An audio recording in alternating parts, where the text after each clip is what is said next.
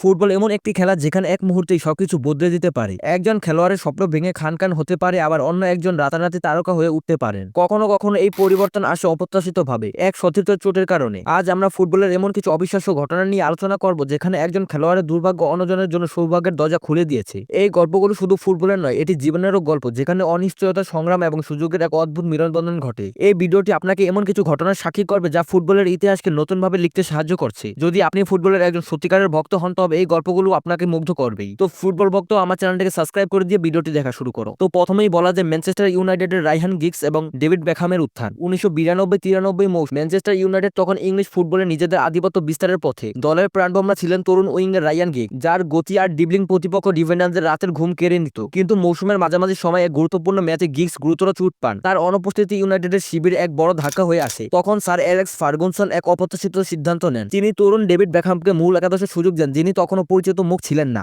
Beckham তখন সুযোগের সদ্ব্যবহার করেন। তার অসাধারণ ফ্রি কিক এবং ক্রসগুলো ইউনাইটেডের আক্রমণ ভাগে নতুন মাত্রা যোগ করে। গিগসের অনুপস্থিতিতে বেকহাম নিজেকে প্রমাণ করেন এবং দ্রুতই দলের অবিচ্ছেদ্য অংশ হয়ে ওঠেন। গিগস সুস্থ হয়ে ফিরলেও বেকহামের জায়গা পাকা হয়ে যায় এবং তিনি বিশ্ব ফুটবলে একজন আইকনে পরিণত হন। এটি ছিল একজন তারকা চোটের কারণে অন্য একজন তারকার উত্থানের এক চমৎকার উদাহরণ। দ্বিতীয় ঘটনাটি হচ্ছে বার্সেলোনার লিওনেল মেসি এবং রোনালদিনহোর প্রভাব। বার্সেলোনার ইতিহাসে লিওনেল মেসির আগমন এক যুগান্তকারী ঘটনা, কিন্তু তার মূল একাদশে নিয়মিত সুযোগ হওয়ার পিছনেও ছিল এক অপ্রত্যাশিত মোড়। 2006 সালের চ্যাম্পিয়ন্স লিগ ফাইনালের আগে বার্সেলোনার সেরা খেলোয়াড় রোনালদিনহো হঠাৎ করে ইনজুরিতে পড়েন। তখন তরুণ মেসিকে তার জায়গায় খেলানোর সিদ্ধান্ত নেওয়া হয়। মেসি সেই সুযোগ দুহাতে লুফে নেন। তার অসাধারণ ড্রিবলিং, গোল করার ক্ষমতা এবং মাঠের বুদ্ধিমত্তা সবাইকে মুগ্ধ করে। যদিও রোনালদিনহো পরে সুস্থ হয়ে ফিরে আসেন, কিন্তু ততদিনে মেসি নিজেকে প্রমাণ করে ফেলেছিলেন। মেসির উত্থান বার্সেলোনার ইতিহাসের এক নতুন অধ্যায়ের সূচনা করে এবং তিনি ফুটবলের সর্বকালের সেরা খেলোয়াড়দের একজন হিসেবে পরিচিতি লাভ করেন। রোনালদিনহোর চোট মেসির জন্য এক আশীর্বাদ হয়ে আসে। তৃতীয় ঘটনা রিয়াল মাদ্রিদের রাউল গঞ্জালেস এবং ফার্নান্দো মুরিয়েন্তেসের জুটি। 2000 সালের দিকে রিয়াল মাদ্রিদ ছিল গ্যালাক্টিকোস যুগের স্বর্ণালী সময়ে। দলের আক্রমণ ভাগের মূল ভরসা ছিলেন রাউল গঞ্জালেস, কিন্তু এক গুরুত্বপূর্ণ ম্যাচে রাউল গঞ্জালেস ইনজুরিতে পড়লে তার জায়গায় সুযোগ পান ফার্নান্দো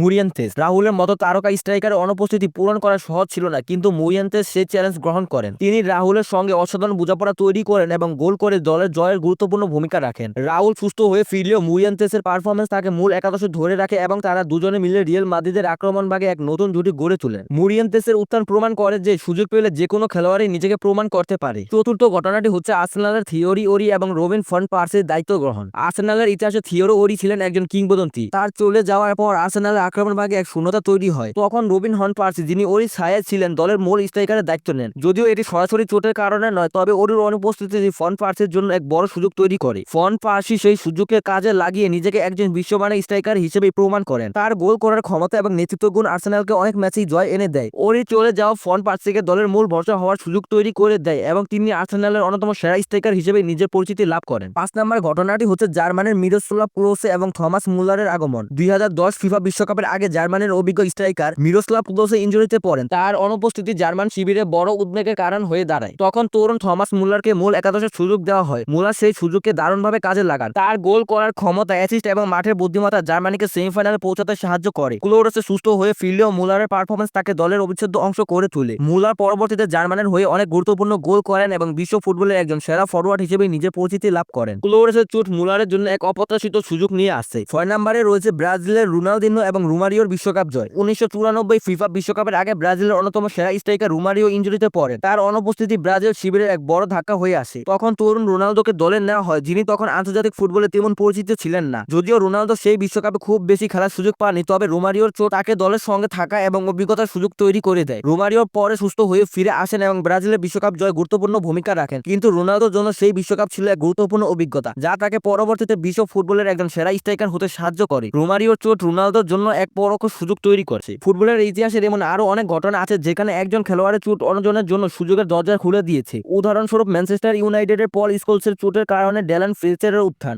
বা রিয়াল মাদ্রিদের ইকার ক্যাসিয়ার চোটের কারণে দিয়াগো লুপেজের সুযোগ পাওয়া। এই ঘটনাগুলো প্রমাণ করে যে ফুটবলের যে কোনো মুহূর্তে যে কোনো কিছু ঘটতে পারে। পরিশেষে বলা যায় ফুটবল কেবল একটি খেলা নয়, এটি একটি জীবন দর্শন। এখানে জয়, পরাজয়, আনন্দ, বেদনা, উত্থান পতন সবই আছে। একজন খেলোয়াড়ের চোট যেমন তার জন্য দুর্ভাগ্য নিয়ে আসে, তেমনি অন্যজনের জন্য খুলে দিতে পারে নতুন দিগন্ত। এই গল্পগুলো আমাদের শেখায় যে সুযোগ যখন আসে তখন দুহাত তুলে তা নিতে হয়। কে জানে, হয়তো আপনার জীবনের অপ্রত্যাশিত মোড়ই আপনাকে সাফল্যের চূড়ায় পৌঁছে দেবে। ফুটবলের এই অপ্রত্যাশিত ঘটনাগুলি খেলাটিকে আরো বেশি রোমাঞ্চকর এবং আকর্ষণীয় করে তোলে। আশা করি এই ভিডিওটি আপনাকে ফুটবলের এক নতুন দিক সম্পর্কে জানতে সাহায্য করেছে। এই ধরনের আরো গল্প জানতে আমাদের সঙ্গেই থাকুন এবং আমাদের ভিডিওটিতে একটি লাইক দিয়ে বন্ধুদের সাথে শেয়ার করুন। তো এখানে শেষ করছি আজকের এই ভিডিওটি ভালো লাগলে অবশ্যই চ্যানেলটিকে একটি সাবস্ক্রাইব করে দিবেন।